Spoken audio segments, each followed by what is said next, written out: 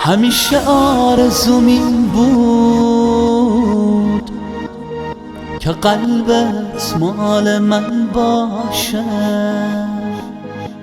تو از راه اومدی تا عشق دوباره با تو منو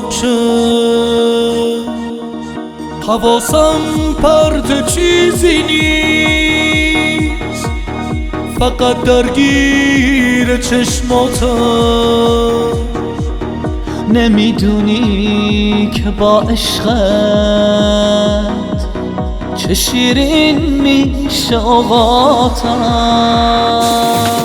حالا که با منی حرفی نمیزنم، قانون عشق تو هرگز نمیشکنم. میخندی و دلم گم میشه تو هوات، آرامشی عجیب میگیرم از صدات. حالا که با منی حرفی نمیزنم، قانون عشق تو هرگز نمیشکنم.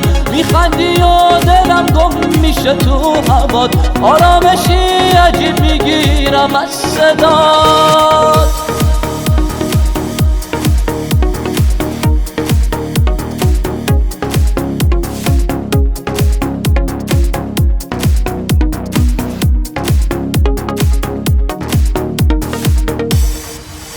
من از بغضای دلتنگی، من از دل واپسی سردم. امیدم رفته بود از دست، اگه پیدات نمی کردم. بمون با من که خوشبختی فقط پیش تو تضمینه. چشات جادوی زیبایی، نگاه دریای تسکینه.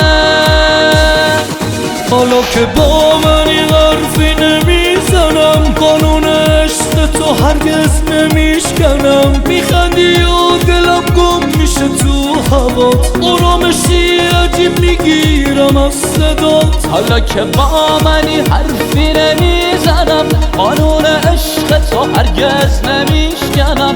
میخندی و دلم گم میشه تو هوات، آرامشی عجیب میگیرم از صدات.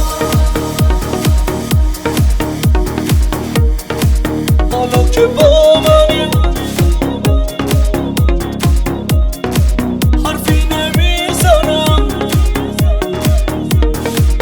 همیشه آرزوم این بود